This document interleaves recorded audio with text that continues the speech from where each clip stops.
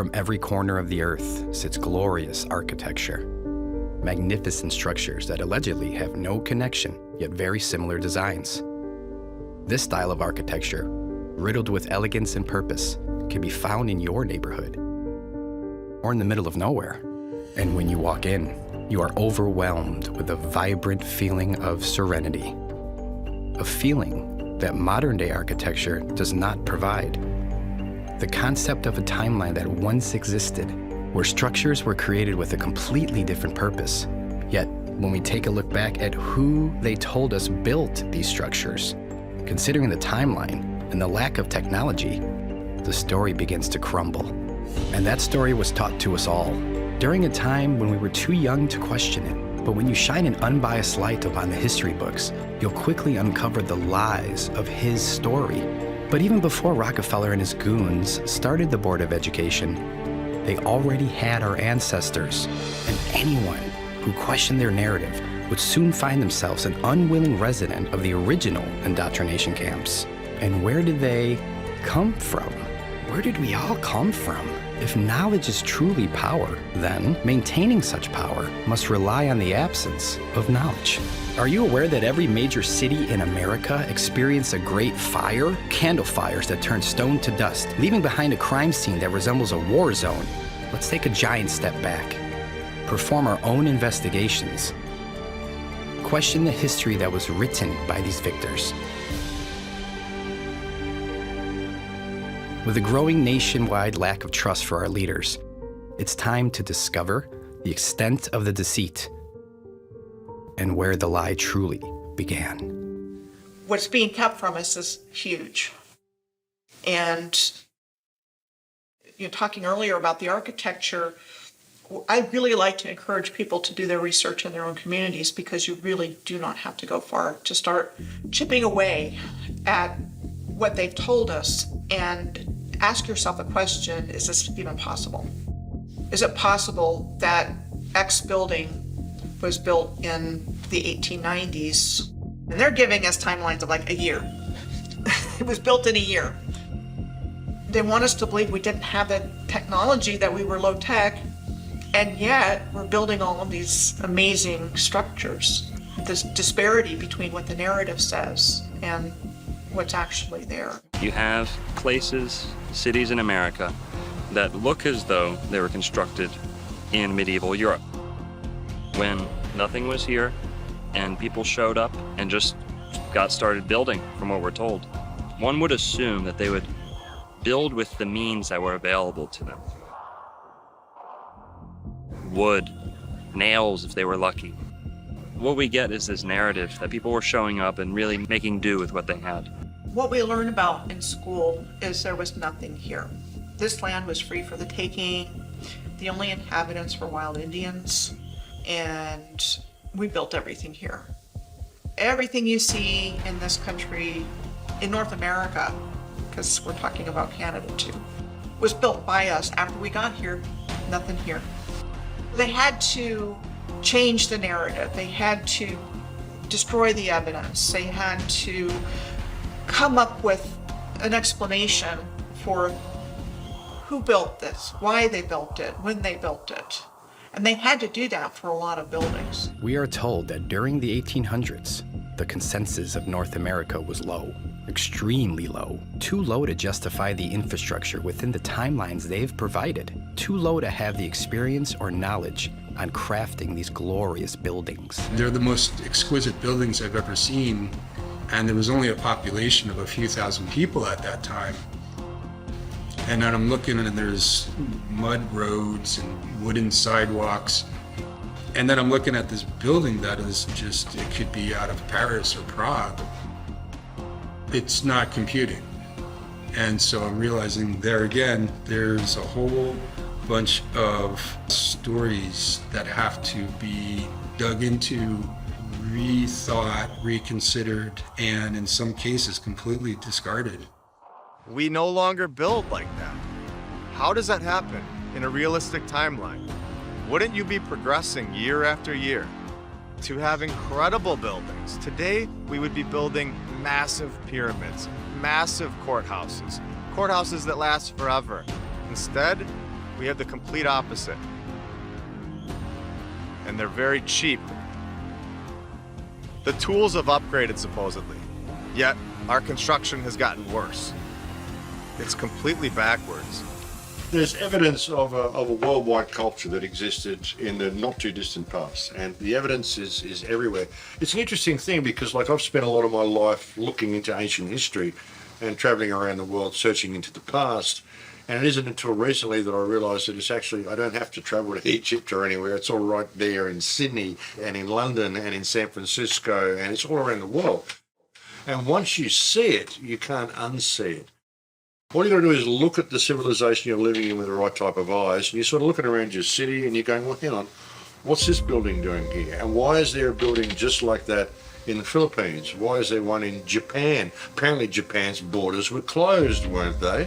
Why are we finding what we're told is Greco-Roman style architecture in every country on earth? Was it really Greco-Roman style, or is it evidence of a culture that existed, a worldwide culture that existed right around the world in the not too distant past? If I took a picture of this building behind me and asked any of these people, where do they think this building is in the world?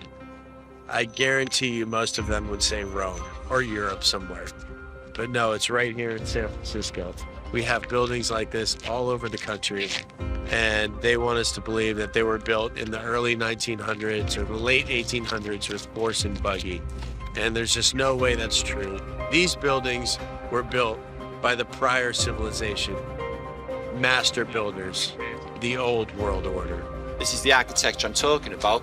You'll find this anywhere in New Zealand, Australia, Hong Kong, North America, South America, all over Europe. It doesn't matter where you are, this architecture is replicated. The weird thing is, they akin it to being all built around the 1870s to 1900 mark. So all of the world just shit out of nowhere at the same time. There was nothing before it. Does it make any sense? I don't think antiquity is a long time ago. I think this civilization went just before us. You know, the Edwardians are supposed to be around the time of the First World War. So within grandparents' living memory, yet we know nothing about them. It's the control mechanism that covers it up with the education system. They got the news, they got the narrative, they got, you know, the mainstream to tell you how things are, but the reality is completely different. History goes to the victors, okay? Somebody invaded this place and took over a beautiful, through jealousy, using trade routes, using the sea, and they took over this place. They covered all of this fine architecture with their iconography. So there's literally been a cover-up of history in more than one way. If you look at Capitol buildings all over the earth, they look the same. They do. They've got columns, they've got domes. It was not random. And every story we're told in our historical narrative about how a place got started was some guy was the first settler there, bought some land, subdivided it, sold it, and pretty soon you have a city. But the whole narrative is based, especially in North America, that there wasn't anything there, and we built it all. You could look at it, the whole building was a work of art. So there was obviously some pride that went behind that. It wasn't just about making money and throwing shit up as fast as you could.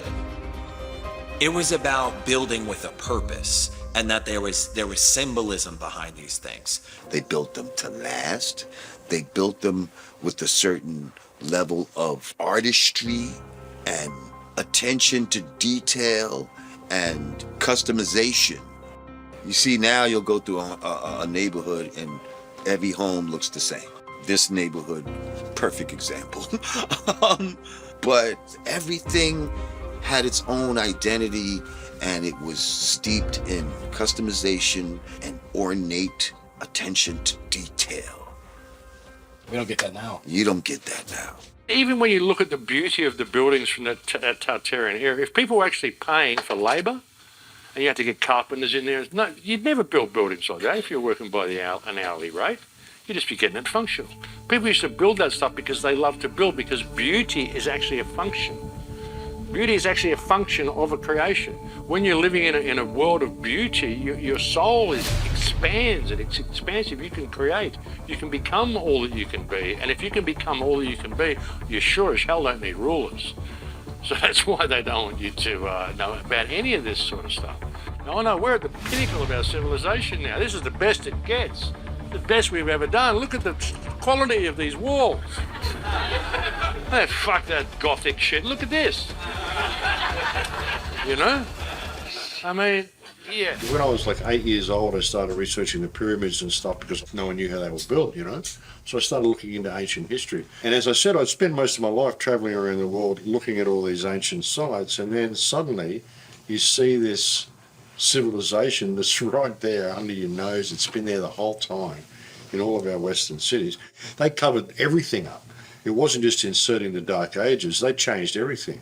So when we start even trying to piece it together through the history that they've given us, how do we know any of these places are even the names that we're told they are? How do we know any of these things? How do we know any of the history is true? Because it's not they just put it all together and just shuffle the deck and throw it out to a bunch of countries and name them whatever they want. So it's become extraordinarily difficult to try to trace it through any mainstream history records. All we've got to really go on is the architecture itself. It wasn't thousands of years ago, it was just hundreds of years ago. Even if you go down to South America and look at some of the temples down there, the edges on them, the beveling on them, this is only a few hundred years old. This is not old ancient structures. These are new walls. I've gone there and looked at them myself. You know, nothing is what they tell us. You know, everything is a lie. It's just how big the lie is. You know, and the bigger the lie is, the easier it is for people to believe it. There's a lot of architecture in the world today on every continent of buildings that are much, much larger than you would think people of our height would build. And so I gave the example of the Supreme Court building in Washington, D.C. as being one of those buildings. The Basilica, the National Shrine at Catholic University in Washington is another example. A huge, huge building. Look at the Texas state capitol. It's incredible. You've got these pillars around the whole area. It's kind of the same thing as the Vatican. I do wonder about Iolani Palace. How old is it? And one thing to look at is it took them 2 years, from 1880 to 1882. How did they build that beautiful, beautiful building? Was that building here longer? Was it here before Captain Cook? There's no construction pictures and there's none of that stuff. So no power tools, horse and buggy. How is that even possible? When you have St. John's Cathedral in New York City, that's not a style of cathedral. That's the real McCoy. Could you imagine that being built today? I think that everybody would go crazy. They have no legitimacy whatsoever, except to trick us and convince us that they do. And that's how they've managed to get away with this. So they could insert themselves in and set themselves up as overlords. Stone building is not just something you can pick up and teach a convict in a matter of weeks, like we're told about Americas and Australia. Truly, that's how we're told these countries were built. Just extremely sophisticated and technical engineering involved. And you know, there's so many questions that come to mind. How'd they do it? If they were our size, how could they even accomplish this with the technology we were told we had at the time?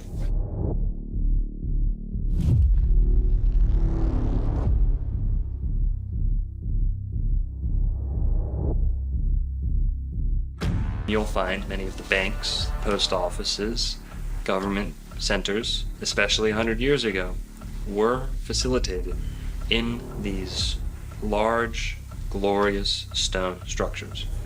So, number one, the rulers wanted the stronger, more durable, more imposing structures for themselves. That sends a message to the people you're ruling over. We're going to play a little game here with two alternatives, right? And you or I, whoever the person deciding between these two is, I'd like for you to pretend you're a world leader. You're not a good one. You're evil and you'd like to rule the people underneath your thumb. Or you're looking to maintain control over people. Bear with me and envision these two alternatives. In the first, we have the opinion, the theory, the teachings, the paradigm that man is nothing but a carnivorous monkey in outer space, floating on a rock for no reason, in the middle of nowhere by accident. And this all got kicked off 43 bajillion years ago on a Tuesday at 6 o'clock p.m. And they can determine this with their color star charts and then, moon dust and things like that, and going on to a long, vast existence of nothing, just surviving by instinct, on par with an animal. Justification for any morals, ethics, no real pursuit of true happiness, no pursuit of harmony and understanding here on the earth. And this is all what we're living today. There's no spiritual accountability. There's no understanding of beauty. Well, on the other alternative, on this side, we have a purposeful creation, a purposeful design to not only the human being, but the entire earth, the laws of nature. No theories, only laws ingrained into existence, woven into the fabric of reality by the designer, the creator, not in a linear sense, not, back then, this many years ago or that. It doesn't work that way. This is the fabric of what we live in. There is a value placed on beauty. Why? Because God has a beautiful creation. In order to return the favor, mankind has an impulse to create beautiful things. In recent times, this has been robbed from us, but nonetheless, it's in the soul of every human being to not only value beauty, to seek it out, to place a high, high emphasis on it. This is how the ancients maintained their ways of life. Geometric, proportional laws of beauty.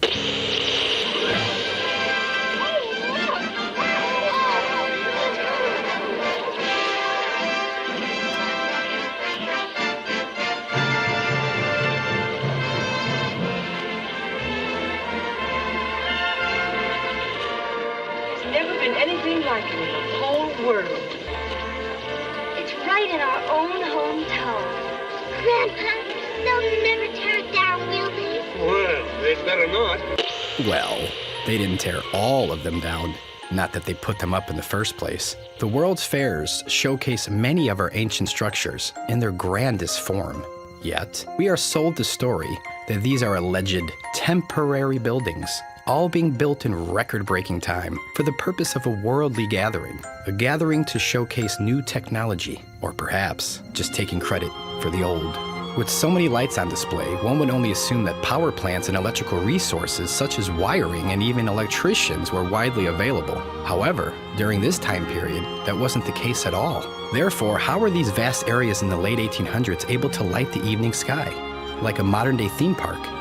Or was there a different method for harvesting energy? Now ask yourself, what part of these magnificent buildings look temporary? What part of these buildings look rushed? And most importantly, what part of these buildings look new? Or you can just believe these guys. With these World's Fairs, it was all brand new. This is what they tell us. It was meant to be temporary, so they used plaster of Paris and wood and all these other structures. And if you look at the pictures, that's not what you see. You see these massive masonry structures that look like what you see in Europe. They had these in places like Chicago, Omaha, Portland, Seattle, Guatemala. They had them in Tasmania, Georgia, Louisiana, Ohio, Canada. Each one of these fairs, each one was built in 2 years or less. Each one was magically populated by millions of people that came from all over the realm to participate in this event. They started with the Crystal Palace exposition in 1851. So what they tell us in 9 months, from the moment they conceived of it to when it was built, it was 9 months of getting it all together in this gigantic plate glass structure with fountains and trains and all the bells and whistles. Now, supposedly, they moved that entire structure to a different location in London in 1854, and that in the 1930s, that burned down. So, show pictures of this Crystal Palace structure, which is massive, and all the things that are there. We have to move that, no problem.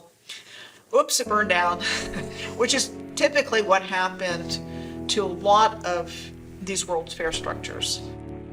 If you can erase it from history, people don't see it as a potential future. And I think that in itself is, for me, the moral of hiding history, about hiding the old world. It just doesn't make logical sense to me to build something so grand and then just destroy it. Really, those was an excuse to take existing infrastructure, build some little bullshit around it, and then when you're finished with your so-called fair, it gives you an excuse to tear everything down and nobody questions you. They might have built a couple of these buildings, and you can actually tell the buildings that they built because they look like dog shit. Now, we have buildings that can hold 10,000 people, huge, giant buildings that look like they were made for a larger race of people. Where they say they built it in 2 years, 600 acres, which is, I think, something like 27 million square feet. It's absolutely insane, the amount of architecture they say they built in 2 years. As an architect and somebody who's been building my entire life, designing houses and buildings for 20 years or so, the time frames that they allow for just the planning, the idea that that could just be planned out in 2 years begs credulity. They had these ornate buildings with all kind of moving sidewalks and crazy technology. They had ill things with so many lights, electricity, when electricity was supposed to be a new thing and all of that. They had shit that was like something out of a dream, bro. Well, these are the expositions. They were fully electrified.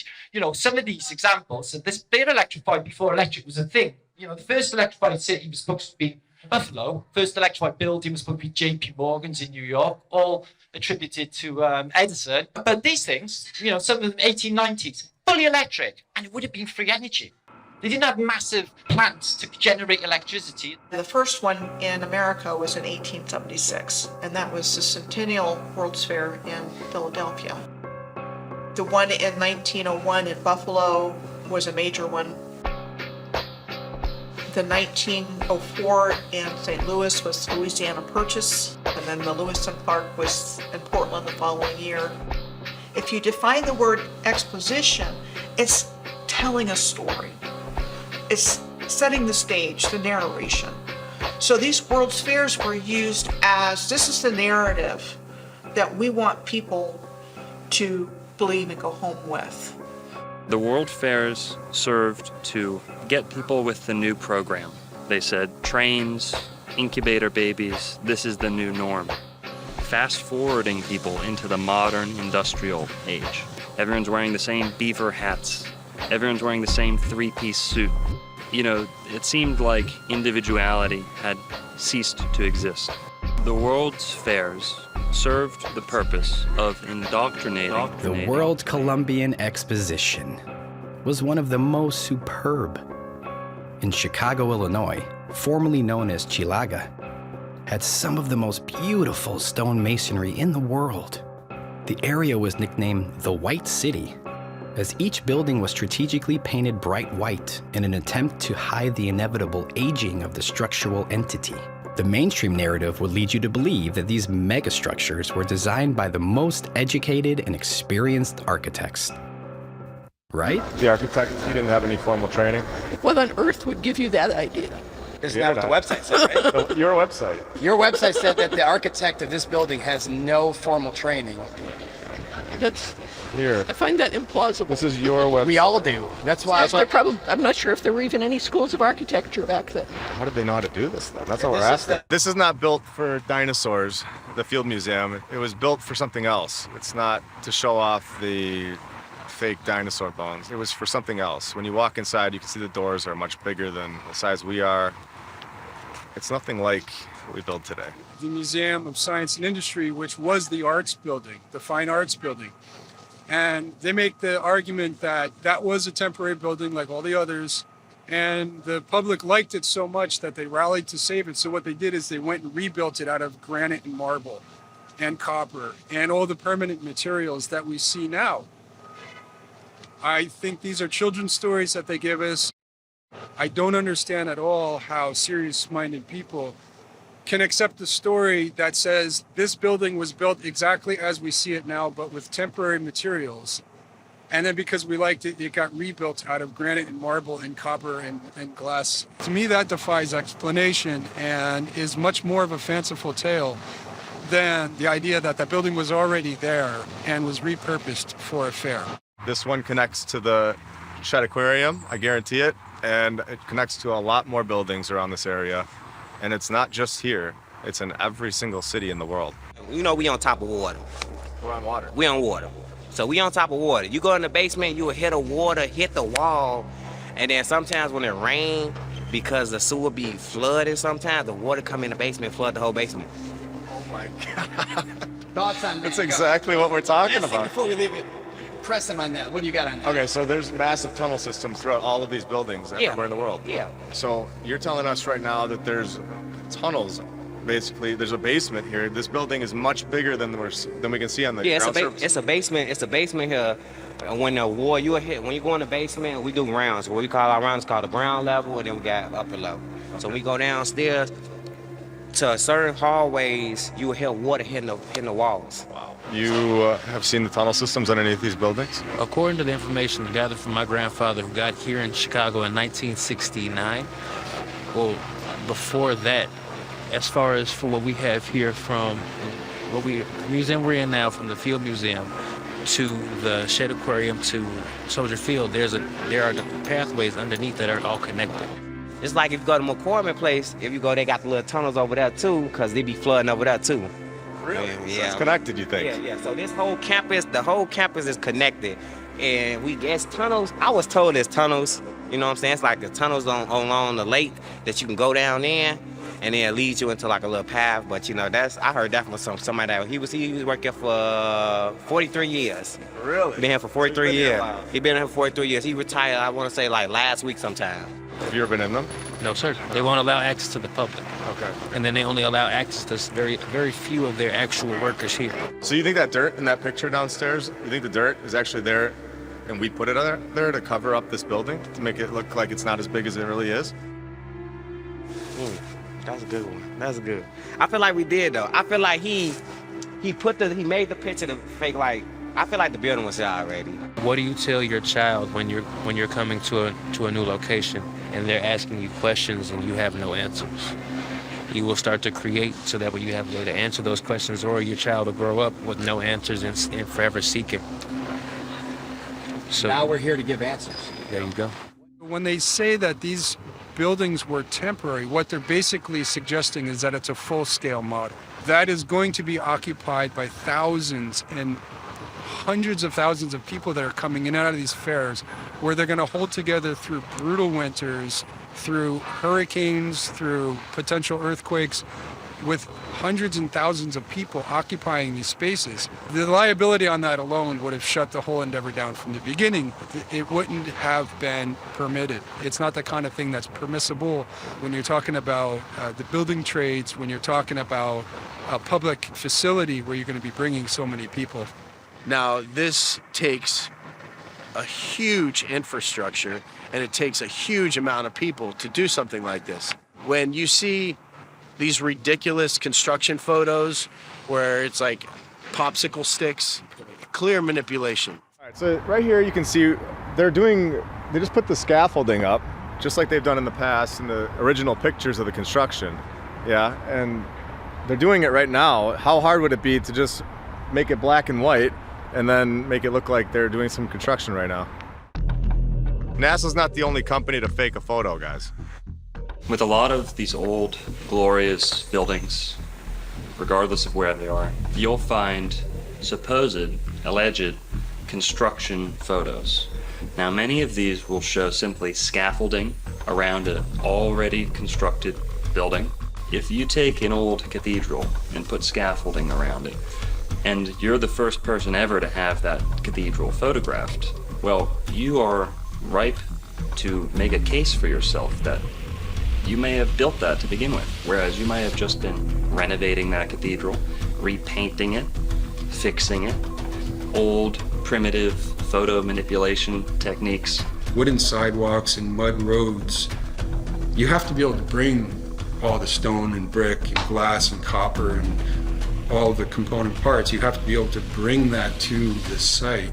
And so just the roads alone, like you can scratch and sniff any aspect of this and the story starts to crumble. But if you're printing these in books or you're presenting them like on maybe a TV documentary, let's say, and it's just an image that's going to come and go, and 99.9% right, of people looking at them are not even going to scratch their head. They're going to just say, well, there it is. There's the construction photo, and I don't need anything else, because why would I question that? That's absurd. Also, you'll find good old-fashioned cut and pasted, someone with an X-Acto knife out in a early primitive dark room slapping together photos that actually don't belong together to begin with. This technology of its day was a sure way to make multiple images and combine them into one. There was no way the rewriters wouldn't need this for faking construction pictures. And no, it's not Photoshop, but the layering process is very similar. Victorian photography manipulation, using pencil markings and scraping techniques to draw, erase, and touch up any image desired. The easiest way to achieve your goals is to have a white background that you can remove later in the darkroom. Not uncommon for others to create trick photography and show off their masking and etching skills. For back then, this was the cutting edge of the start of this fraudulent society they've built.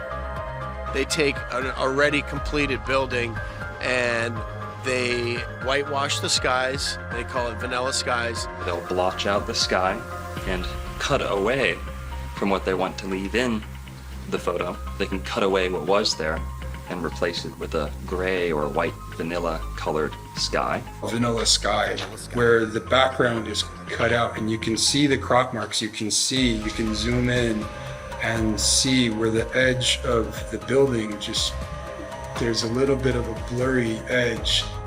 The sky that would have been the background has been disappeared. It's like, well, why would they do that? If you see one construction photo that's off, where they've painted in scaffolding, or they've taken out backgrounds, you have to stop. Why did they go to the extent to do this? You have to ask that question. And if you see hundreds of photos that are done this way, you have to realize this was an industrial scale effort to create a narrative. Exquisite masonry buildings were built in 1 or 2 years. These take time. I mean, you put 1 or 2 years just into the planning. Well, before that, you have the engineering piece, you have the design. You're not just getting a bunch of artisan builders together and knocking these things out. There's architects involved, so there's the design. Then there's the engineering of it.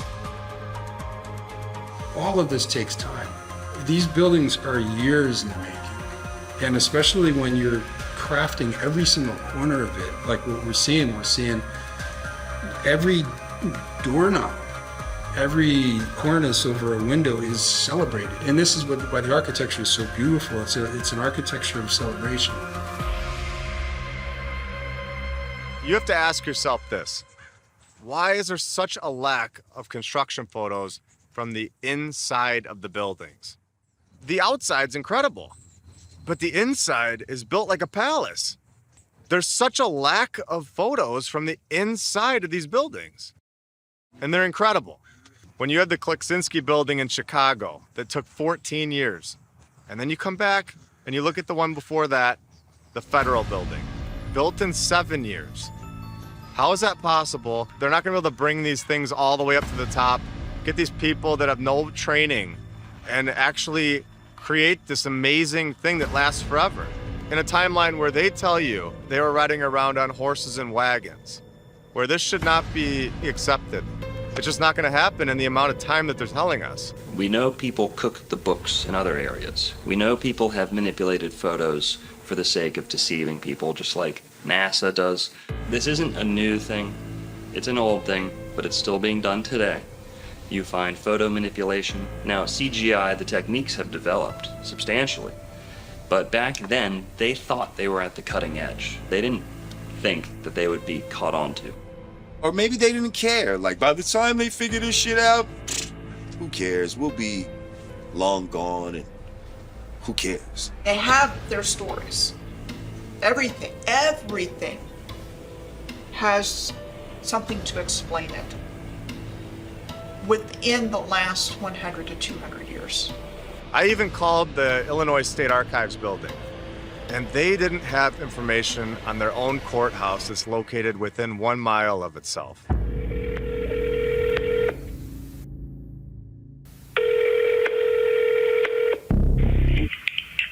Illinois State Archives, how may I help you? Hey, I was just transferred to you because I was looking at the Supreme Court when it was built, and I was just trying to find like records on it, and it said it was saying like on their website it was saying that it was built in like a year. So I was just trying to figure out if that was true or not. I would have you tried contacting the Supreme Court? Yeah, and they sent me over to you guys. Okay. I don't know what we would have on the building itself. Let me look here. Yeah, it was saying on their website that it was the keys were given over on February 4th, 1908, but 1908 they also said that they were moving out of the old state capitol building, so I don't know, 2 months, it doesn't sound right. Yeah, that sounds kind of odd. Let's see here. I don't know if we have anything on the building itself. The stories that we've been told are basically just that. They're stories that we're repeating over and over, and we're just regurgitating what they've been telling us. You could either choose to believe it, or you could choose to research and see the truth, that these are buildings from the past civilization. I'm standing in front of the sunken ship parking garage, which is in the exact spot as the Occidental building. Now, the Occidental building was built supposedly in 1882 and was destroyed in the Great Fire. That was a giant masonry, massive 3-4 thick wall of just solid brick and stone that was somehow burned down in a fire. So this is what the modern era rolled out for us. We have the sunken ship parking garage, which is just kind of a thumb in the nose of this world that we're living in now. Yeah, salt in the wound, but I think it's just good that we remember the past and know what used to be there and the glory of the old world as it was. On a lot of these old glorious structures, you'll start seeing old cheap banners, signs just kind of get slapped on to these old glorious stone buildings. They simply don't fit together. These buildings were not intended to become money-driven establishments, and those they kept turned into such. It's funny that we never hear through the passing down of generations stories regarding any of the difficulties a nation would face building a magnitude of stone and brick palaces. Why are none of our grandparents or great-grandparents ever speaking highly of these buildings? If they were truly built in the early 1900s, do you think one of our grandparents would have been like, yeah, I was at the site and I'm so proud of building that?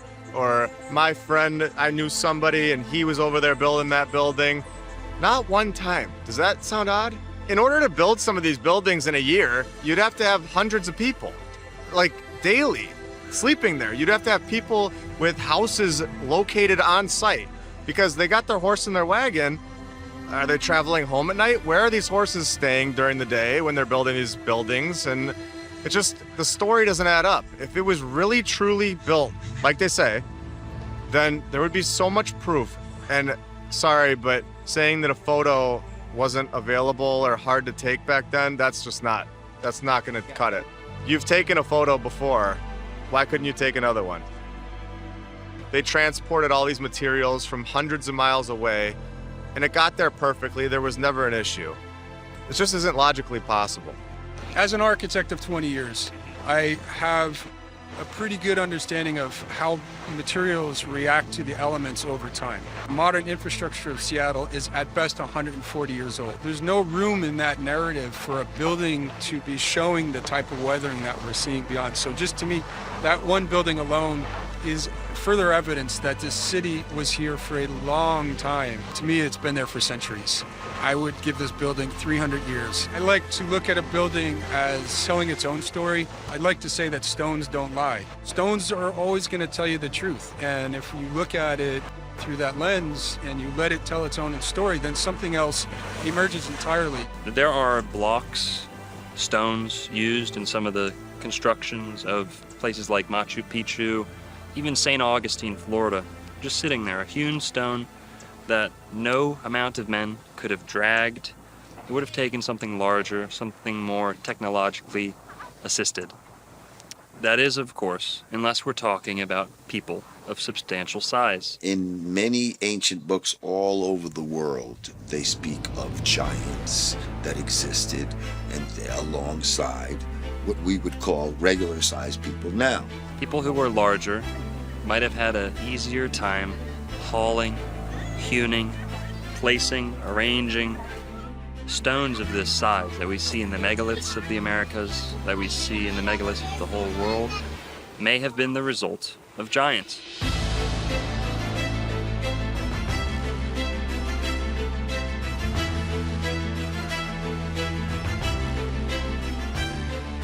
If you're using critical thinking, it just doesn't make any sense as to why build at such a large scale for people our size. That's the weirdest part, is when you have doorways in random buildings that are too big. They're 20 feet high. Why would you build a door frame that's 20 feet high for a population that is so small? Why would a regular-sized human, not just why, but how would a regular-sized human make something so massive? It just boggles the mind. Why do 6-foot men and 5-foot women need that? We don't do that. We build door frames that are proportionate to our size. They're just absolutely huge. No sense whatsoever. Church is exactly the same. They have just massive doors, and just like you go through a little door here to get in there. I noticed when I was in Europe last, they had some doors I took photographs of, and the lock on the door is up here. Yeah, the taller people. You have these door frames that are in stone. You can't take them away. And they're 20 feet in the air or taller. And then you have our door frame that we build inside of the door frame so that we fit through normally. We're much shorter than they were as a civilization. Think about it. You'd have to be a fucking moron to build a door that's 30 or 40 feet high if you're 6 foot tall and you can't even reach the doorknob.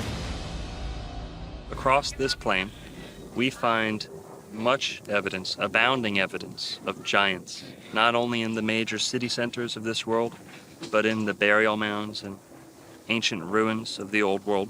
And what you find around the major city centers is giant doorways.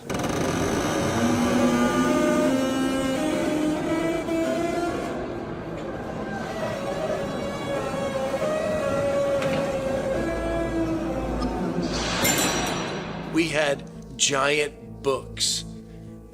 We had giant helmets. We had giant knives, giant samurai swords, giant rifles.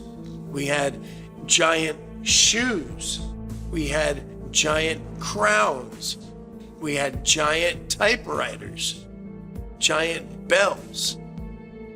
Giant this and that, things that don't seem suited for the average sized person, even on the taller side. It just doesn't make sense. And to think that large communities of people got together and built structures that were excessive, costly to begin with, but then you're adding the factor that they're building for a greater size than they need. It's not very cost efficient. It's not in line with what we're told about frontier America. So even just compared to me, right, in terms of a hip placement, my knee is up here and I'm 5'11". So these are really large individuals. Really large individuals. And then when you think about it, it's not even that big of a deal, really. Like, what's the big deal? There was giant people.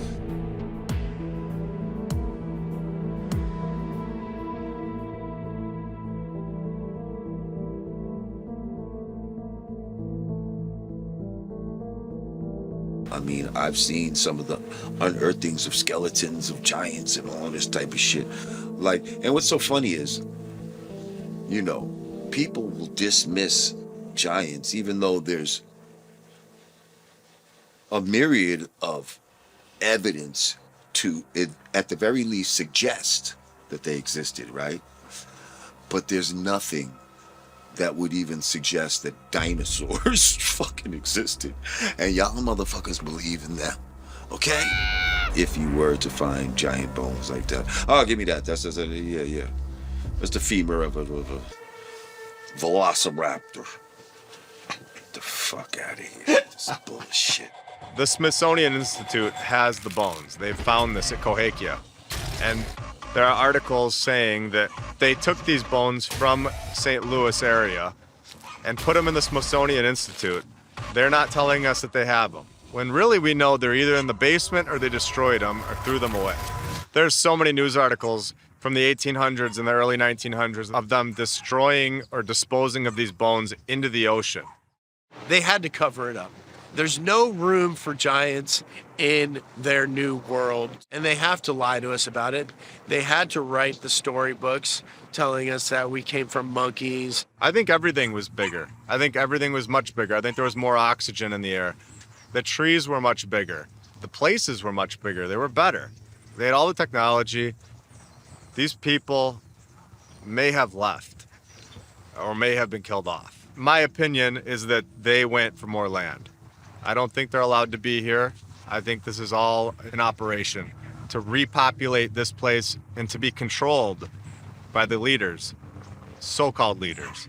If you go back to the biblical scriptures, when the Nephilim came about from the fallen angels breeding with the daughters of men, they bore giants. It's in black and white, it tells you. Yep. There's plenty of evidence physically we had a race of giants. We are not that race. We are a different race. Yeah. We are a different set of people. I think we were cohabiting. I think they were doing the same time. Most of them play basketball. Yeah, man. Well, that's it. They're in the kind of Globetrotters undercover, aren't they?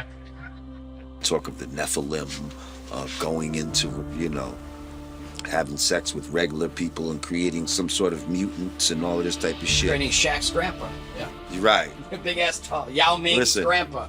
We see a lot of tall people in the NBA and all of that. Is this a remnant in the DNA? It's a fact that there were giants. It's not a conspiracy theory. I mean, we have proof of this. What makes more sense? You have a civilization that's short and tiny and riding around on donkeys, or you've got a tall, very strong population that's smart and capable and have experience that are building these cathedrals and basilicas. The places that are built are massive. It's proportionate to their size. You find skeleton after skeleton exhumed from the mounds of America, from the mounds of Florida, South America. Go over to Mesopotamia and you'll find the same thing. Giant people buried under the ground. And these were whole races. These were not, one guy who gets gigantism by accident. There's still giant skeletons, giant skulls that are being uncovered randomly, and the push is really to completely discount that and say, nope, not true. But the 19th century is full of the findings of giant bones. Didn't happen a long time ago. This happened recently. Human history is framed as to convince the average Joe that all of the luxuries, the benefits, the technological advances in their life, all of those things are the mere fruits of the industrial age and an industrial way of life, and the banking systems that followed, the methods of travel that became cemented after the industrial age. In the 1800s, all of the world's inventions just shit out of nowhere. Okay, so you got literally everything from the Underground Railway to the railways, the transport system, modern shipping, the modern trades, banking, the whole thing, everything just arrives, around maybe the 1850 mark, when records started, coincidentally, because all of our birth records were never official until 1850. Before then, they were in church parishes and they were highly controlled, as is the information in the church. So nobody can really look that far back into the past to find out their ancestry. We are convinced that to be human today is a result of ingenuity in the industrial age. This is not true.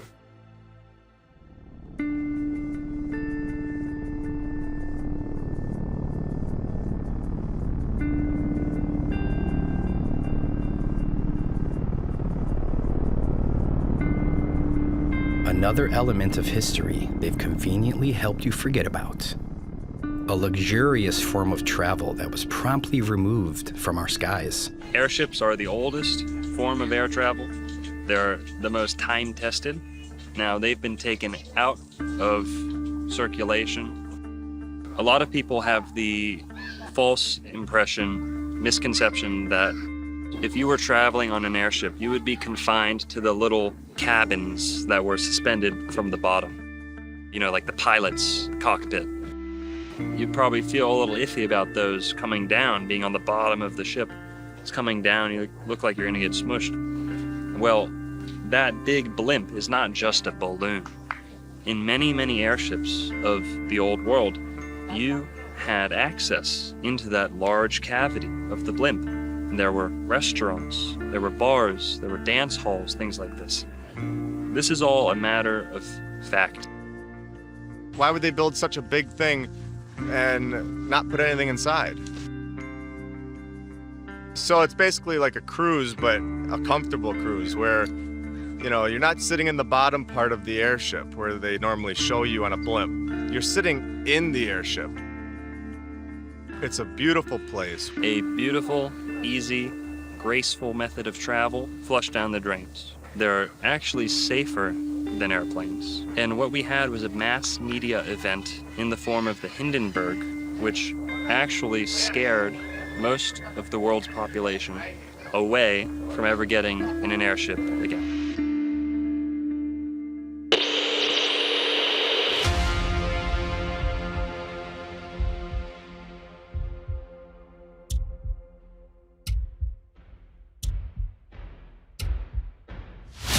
It's starting to rain again. The rain had slacked up a little bit. The back motors of the ship are just holding it just enough to keep it from... It's burst under flank. Get it started, get it started. It's right, and it's rising. It's rising terrible. Oh my, get out of the way, please. It's bursting into flames, and it's falling on the mooring pads and all the folks between it. This is terrible. This is one of the worst catastrophes in the world. Oh, it's like 400 or 500 feet into the sky, and it's a terrific crash, ladies and gentlemen. The smoke and the flames now, and the flame is crashing to the ground, not quite to the mooring mast. All the humanity and all the passengers screaming around it. I told you, I can't talk to people. There's friends around there. I can't talk, ladies and gentlemen.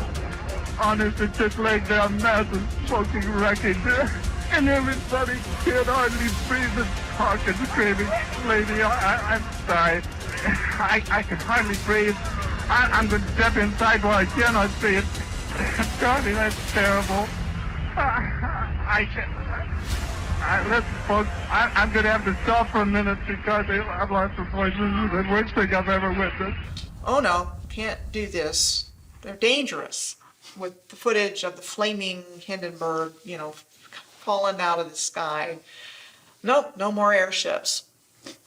But there's a lot of evidence, shall we say, that's available to show that, yes, there were airships and they were a pre-existing technology. And one of the ways that they get rid of things is to say, like, it's unsafe, safety hazard, we can't do this anymore. And I don't want to be flying in that again because there's just fire up in the air and there's no way I would ever travel in that again. So I'd rather pick to be in an airplane. Let's stick with our helicopters and our airplanes, and we're gonna can airships. What's a more tranquil form of travel? Airship or airplane? You can't tell me that everyone isn't terrified getting up on that tarmac and taking off on an airplane. On an airplane, you're stuck. You've got 60 to 100 people stuck on this little plane. You can't travel that far with the tanks that they have. With an airship, you can travel very far, and you can travel with a lot of people. You could take mass amounts of people to these other lands that are much further than we could ever imagine. The airships of Germany were touching down in Opelika, Florida for years. And Glenn Curtis, the man who opened up that Opelika airport, is a man embroiled in scandal So if anyone's telling lies here, it's those guys. 𝘋𝘰𝘯'𝘵 was nicknamed fastest man alive for breaking top speed records on a motorcycle using gas engines. And he helped push gas as superior to steam and other techniques. He started slapping gas engines on airships too, and he helped get them off of other methods. Then he did the same thing with airplanes in direct competition with the Wright brothers. He tried to steal the Wright brothers' patents with the help of the Smithsonian. Towards the end, they started filling them with dirtier gas, trying to get them to be gas propelled. That was not the case. Many of these were steam. In some instances, just like a submarine. They can try and hide this from us a little bit, but you, the viewer, can go and look this up for yourself. The blimps were a lot more sophisticated than we're told. And going back to the comparison between airplane and blimp, they can literally and metaphorically bottleneck the costs of travel by only allowing so many people on to this tiny little tube that's traveling so fast, so dangerous. We'll let this go by. Speaking of modern day airplanes, You can only fit maybe a couple hundred onto an airplane when you could fit a couple thousand onto an airship. Number one, it's graceful, but number two, you can fit way more people. You can have way more facilities on that. It's like almost like a traveling city. So the airships provided something that airplanes don't. They were safer in terms of the speed of travel, the danger of landing somewhere you're not supposed to. To think, if your fear of flying is caused by open waters, in the case of an emergency, you would now have a way to safely dock on a boat. And a fear of landing could be comforted by a slow docking airship. Things like the Eiffel Tower, which we were told was built for a World's Fair, but there's Eiffel Towers everywhere. This will give you an opportunity for a balloon to come in to your city and moor up, and you get straight out, and it delivers you to the place where you want to be. Now, don't think this is beyond the bounds of possibility. They actually did it. Hindenburg used to couple up to the top of the Empire State Building. The doorway would come out, gantry would come out, and everyone would climb out of the Zeppelin into the Empire State Building. And they've done it in LA, in Chicago. These balloons were the transport of the day. Believe it or not, it was not uncommon for people to fly their airships straight into downtown New York City and to dock those airships in the steeples, in the finials, the towers, the spires of places like New York City, Chicago, major cities in Germany, England, you name it. Airships were docking. They would offload people into the tippy tops of buildings. I think that there was more than just airships. I think that the technology goes further than that. I think that these things were much more powerful, and I think that they went further than we can ever imagine, to lands that we're not told about.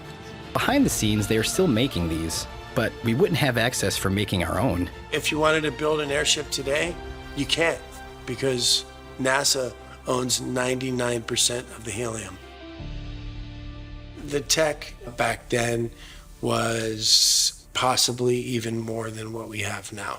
There's videos in the 1930s, 1940s of hoverboards and portable scooters that ran off of electricity. They used to have self-parking cars. Right when photography was invented, you have these electric trolleys running wireless around cities. 20 years later, they'd all be breaking down, then went on to wires, then went on to the slower Edison electric grid. And remember that they have much, much more than what they're giving us. They are slowly giving us back the technology that was once here, that they found from the previous civilization. It's funny, right? Because they drop it back in doses, pretend like they're the heroes to reintroduce it. But meanwhile, that very thing that was designed to create freedom and creativity within humanity is now spun to be used for manipulation and control. But it's dropped in those doses where we just accept it, and the line gets pushed further and further and further, and people just sit back and they're just like, this is life.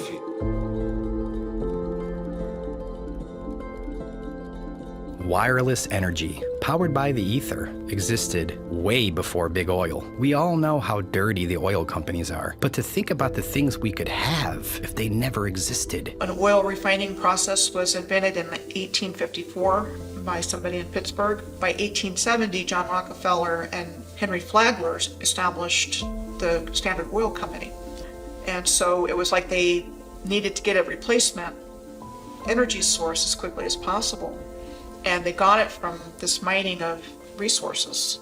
Back in the 1800s, mainstream academia had 18 additional elements on the periodic table of elements, ether being one of those, right? And somewhere along the line, when Albert Einstein came out with his theory of relativity and started doing lectures across the country and the world, that anybody that spoke about ether at that time was completely, like, their reputation was destroyed. They lost their laboratories, they lost their teaching jobs, like what we saw in 2020.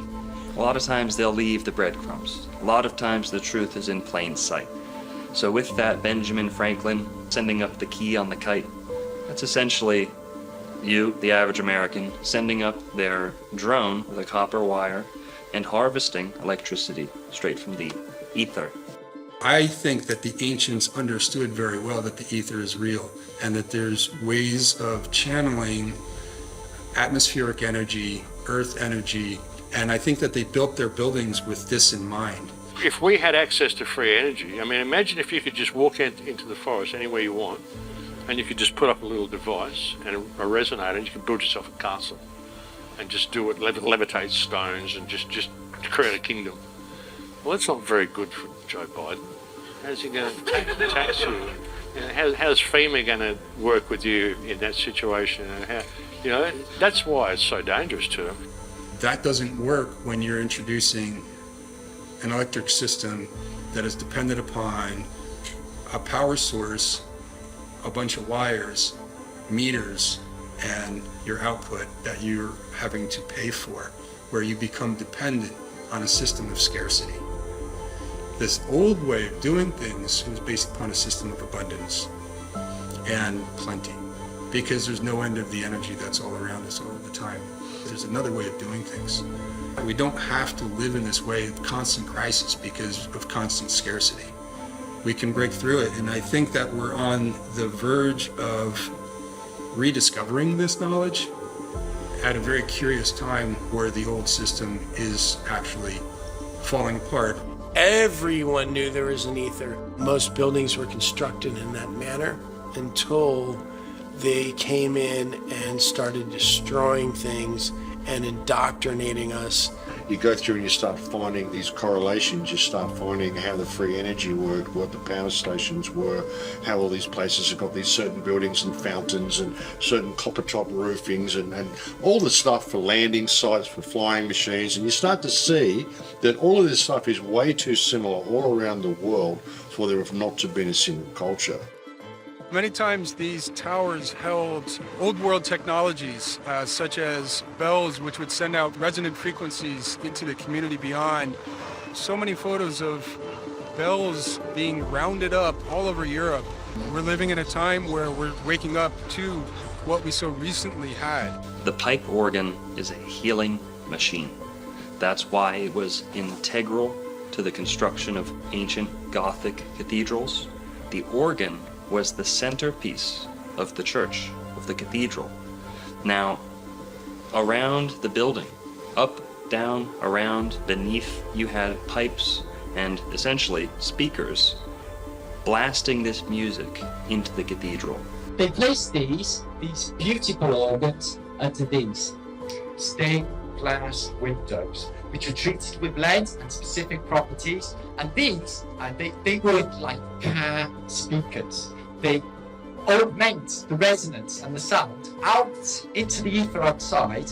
So everyone outside in the community is invigorated, is on a higher state of consciousness, literally being the best they can.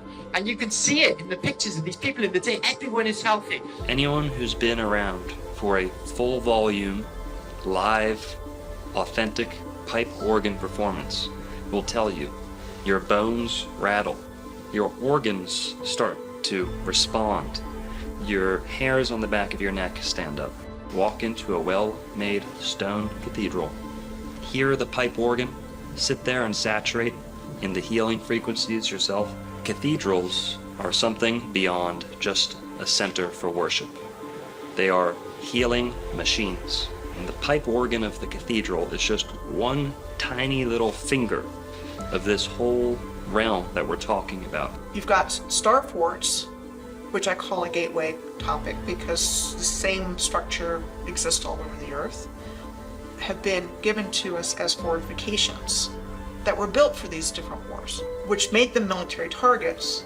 And so they have an excuse for why it was built in whatever location. And then they have an excuse for why it was destroyed. So in school, we learn about one fire. We learn about the Chicago Great Fire. In the case of the Great Chicago Fire, there was a lot of fanfare over Mrs. O'Leary's cow kicking over the lantern. The legend is that Mrs. O'Leary's cow in a barn kicked over a lantern and that caused the entire fire. And poor Mrs. O'Leary and her family had their lives ruined because of this. We only learn about Chicago. And I remember going to summer camp and we're sitting around the campfire and it's one dark night when we were all in bed. Bump, bump, bump. Old Miss O'Leary took a lantern to her shed, and when the cow kicked it over, she turned around and said, "There'll be a hot time in the old town tonight. Fire, fire, fire." And we would yell fire louder and louder with each verse. And we do this like 10 times to where it was echoing back to us across the lake. And now when I think about it, it's like how many kids growing up in America were singing this song about this stupid story. What I realize is that it's like an incantation and it's spell casting. Where did this song come from? It's a story that they wanted the population to come to embrace and believe as part of the founding mythos of the country and who we are as a people. Well, lo and behold, as an architect with the keen interest in history, I come to find out only within the last few years that there were fires in every major city. And then I come to find out that it's not just wooden shanty town built out of matchsticks. We're looking at city after city after city with photographic evidence showing masonry buildings of the most exquisite type. Philadelphia, New York, Boston. You come down to Florida, Jacksonville, Miami. Every major city at one point was burned to the ground. Believe it or not, these were stone cities. These were megalithic stone cities, ancient metropolises that were burned down as if they were made from wood. Very quickly. Now we can speculate as to what the source of that destruction was. From above, from below, arson, biblical destruction, you name it. Nonetheless, every major city in America, if not Europe and the entire world, saw a great devastation by a fire. You'll see pictures of people walking on the sidewalk like no big deal. I mean, that's subjective, but I mean, that's what it looks like. The pictures are strange. The sequence of events that are supposed to have taken place are strange. So, there's just a lot of clues, if you will, that these weren't random events like somebody wants us to believe. If you look at photos of even the buildings that still exist of the old world, they always give a backstory for why they took them down, but it's just curious why so many towers are missing now. And so Pioneer Square is one of those examples. And this was built in the immediate aftermath of the fire in 1889 is curious because it appears on a real estate map from before the fire in a fully and intact form. In order for stone to burn down, it has to reach 2,000 degrees Fahrenheit. House fire reaches the temperature of 1,000 degrees. That's half. It's impossible for any stone building to be burning down. The 1800s and earlier fires may have been fake. They try to explain away multiple buildings with fire stories and multiple courthouses built on the same site in just a year with the same architect, and they're just demolishing these buildings. This is exactly why my fireplace right here is made of brick and stone because it doesn't melt. You got to be an idiot to think that these forest fires are going to be melting brick and stone. Use your head, guys. As they are busy dismantling it in the 3D reality that we experience, it was part of a program to dismantle the old world and shock us into an acceptance of basically the new world order. And that's why I wanted to speak to you today about the new world taking shape around us, about the prospects for a new world order now within our reach. It's the new order, Babylon banging down your door. The war pigs hungry for war. We rally the troops and rest sword once and for all. It's the new order, Babylon begging for your souls. They coming and they want control. Yeah, they coming. We burn their system to the floor once and for all. Listen, it's time to wake the fuck up.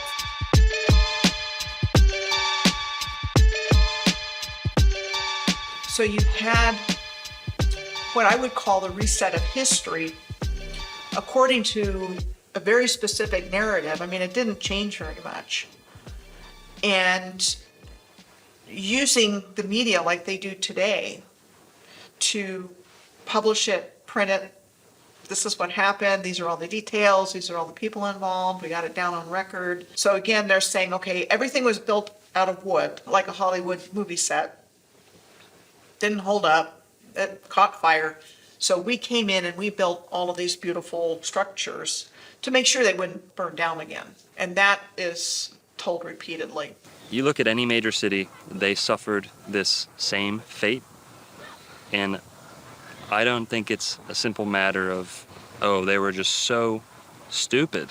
They didn't know. They put candles all over the place and let their cities keep setting on fire. The stone courthouses, the stone banks, into smithereens.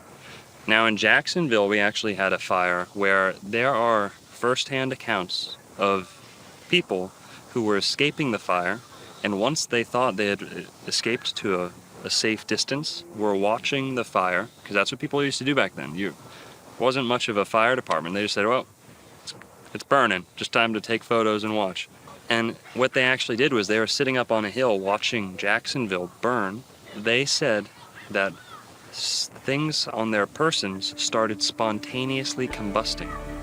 Pocket watches, buttons, things that were made of certain materials were combusting. This was happening back in the late 1800s, early 1900s.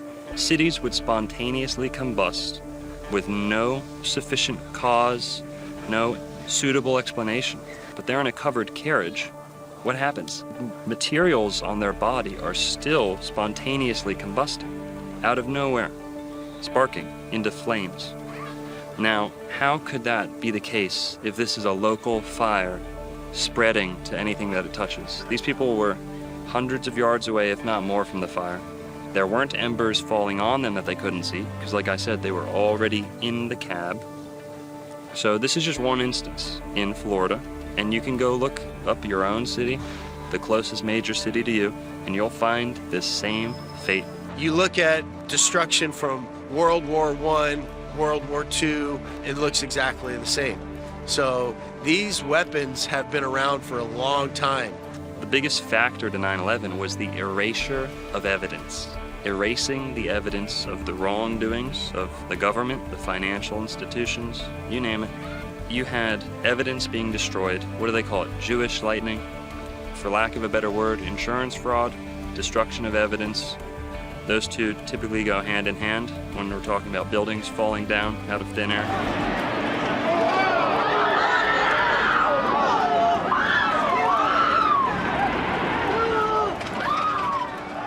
Seattle burned down, the downtown. 2 months later, Ellensburg, which was at that time a major city in central Washington territory, burned down.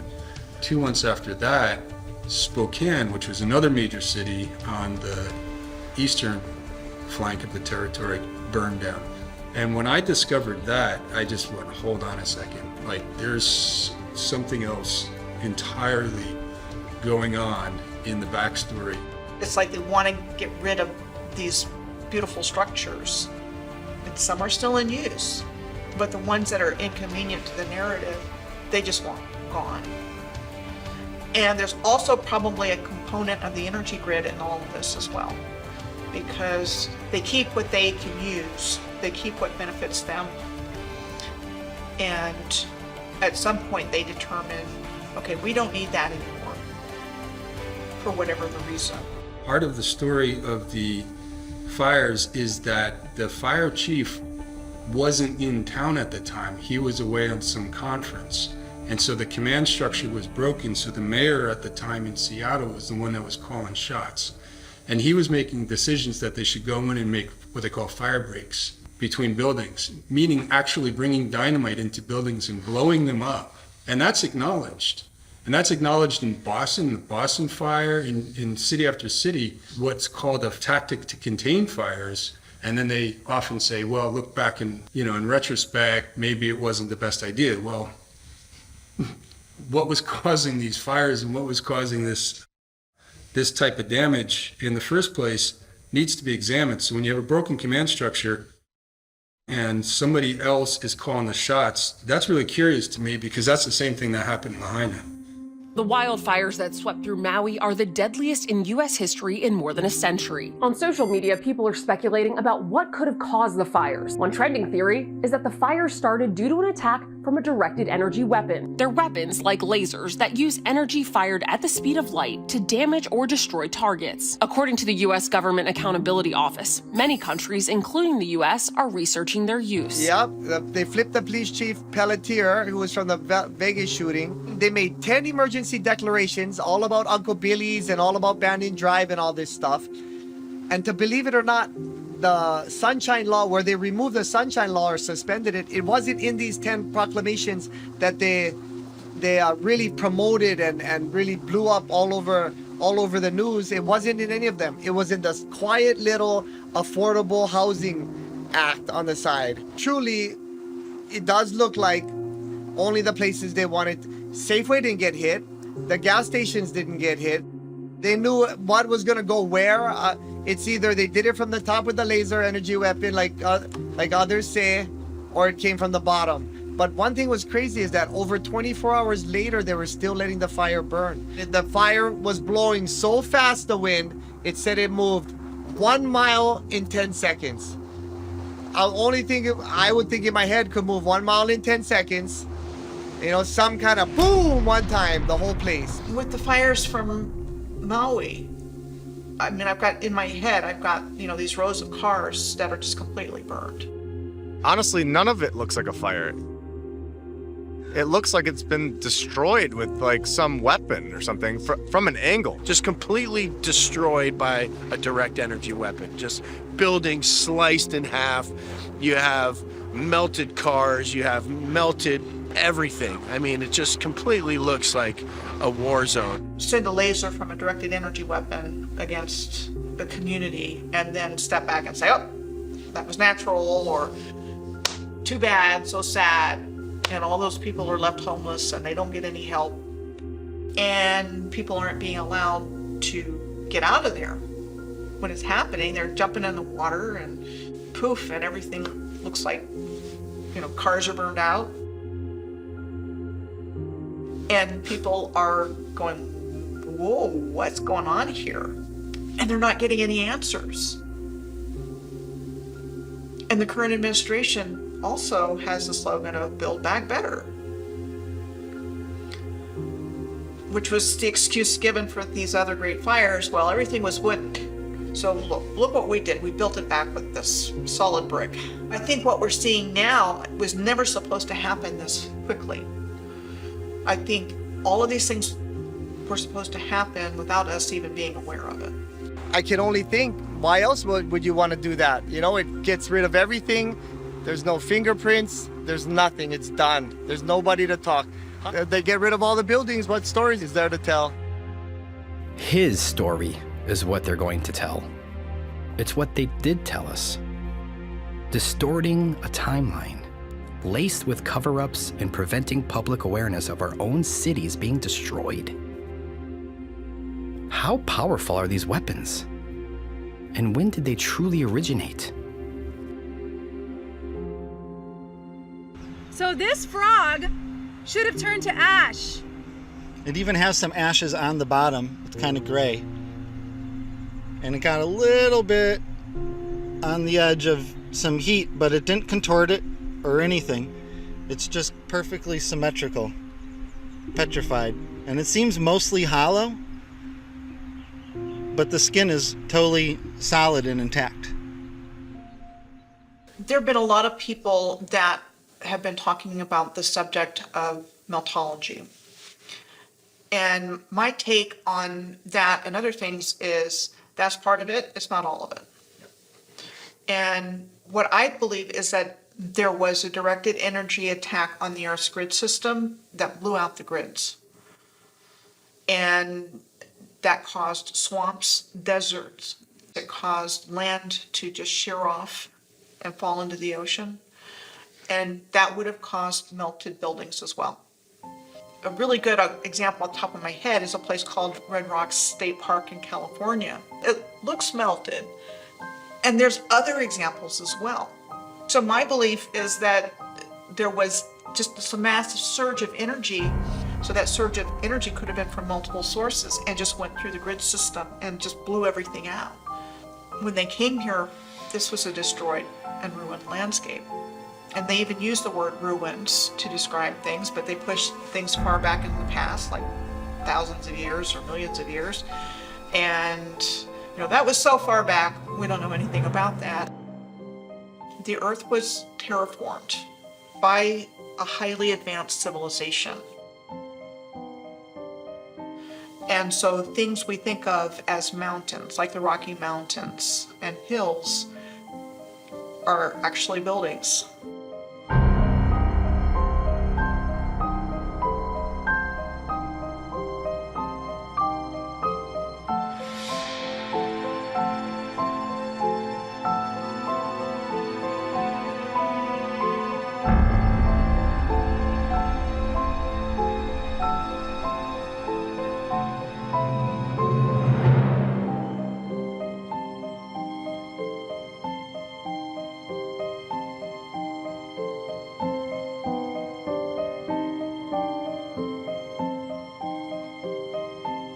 When you look at the city of San Francisco in the early 1870s, and not a soul around, vast emptiness with a fully intact city, and nothing's out of place except that there's no people. And so what it looks like to me is they went into a city that was already there.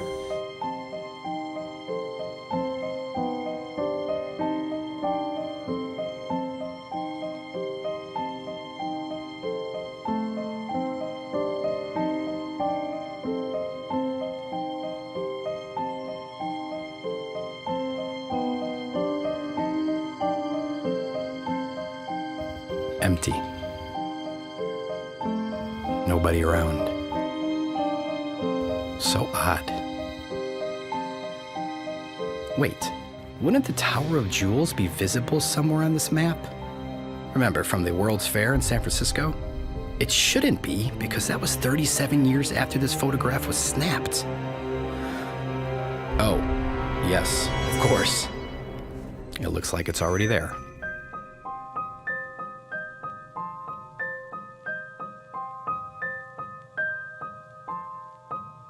With the World Fairs, it does seem that the purpose of them was to provide us with a new narrative and bring the population to them, just overwhelm them with this fantastical realm that they were now going to internalize and then burn it down in almost like a ritualistic fashion to sear this into the consciousness of the people. The populating of the Americas was not as authentic, organic as people might have been led to believe. There was a large system of what people have termed orphan trains, incubator baby farms. A lot of these were hubbed in World's Fairs. You had incubator babies at the World's Fairs. Buy an Asian baby, buy a Filipino, buy an African baby. I think part of it was repopulation. I think part of it was early child trafficking. Premature children were in these incubators. You see pictures of these, nurses in their uniforms in a room filled with baby incubators, with people paying admission. With our increased awareness today, we've got things like Planned Parenthood and other things going on. There are companies that mail kids. There's a bit on my business where somebody can place an order for a child based on eye color or whatnot, and they get delivered. That's not good. And I think it's the same idea that there's this harvesting of humans going on without our knowledge and awareness, and unspeakable things happening to children that got its start very early on because the same families are behind it. And you would see this mass migration of orphan trains and orphan boats, and you're like, first of all, where are all these fucking orphans coming from? How many orphans were there in the 1800s? Why? So everybody's learning this thing at this young age, and everybody has to go by these new set of structures and new set of rules. They have to learn this new history that everybody isn't really agreeing with, and then anybody that's not agreeing with, they have to go to the insane asylum. There is the orphan asylums for the children and the insane asylums for the adults. Now all of a sudden, John D. Rockefeller comes out with a board of education, and all of the children are sent to a public schooling system to learn their new history. What better way to trick a society than to take their children at a young age and teach them exactly what you want them to know? If people just realize that if you don't understand the past, you'll repeat it over and over again. And it prevents people from going to progress in the future. And us as a collective species, we have to get to the nitty-gritty of what really happened, what our true potential now is as a collective civilization. Because we can't rely on those people anymore.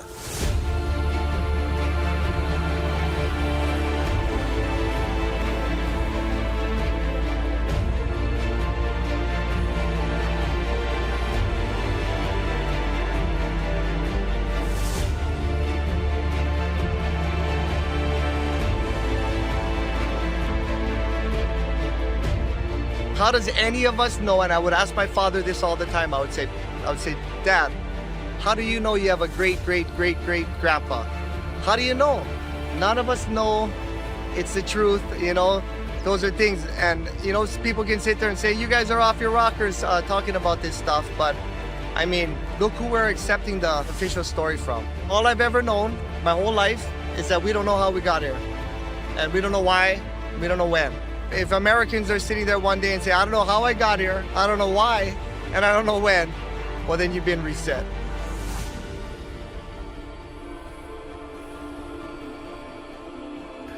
Don't believe what we say.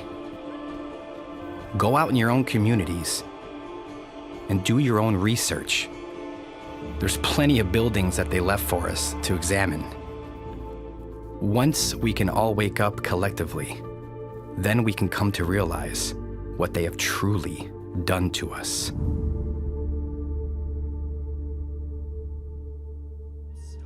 Shout out Hibbler Productions. Check this old world order stuff out.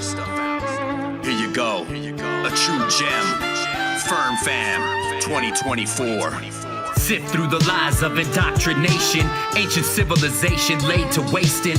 More I scratch at the surface, more I'm facing. Hidden no world, advanced not cavemen. Free energy before the lies of the Masons. Flip the script and change the whole situation. American cities found not created. The tech of the giants, colossal creation. What lies had they hid from us in plain sight? The power of the ethos to feed them free light. Structures weren't built by horse and buggies. Huge slabs of stone masterful, not ugly. Old photos show marvels that's been there. Miles from quarries, not anywhere near there. Research the old world right now, I declare we taking back our world from those who feed fear. Yo, it's that old world order, the new world slaughter. Don't drink the water, raise sons and daughters, teach them the truth, blessed from the Father, and rip the chains right off us. Yo, it's that old world order, the new world slaughter. Don't drink the water, raise sons and daughters, teach them the truth, blessed from the Father, and rip the chains right off us. This is the age of Tartaria, massive mud floods and real history, not the Chronicles of Narnia, where the Tesla get his coil, sustained energy, not the Rockefeller's oil. Who writes history?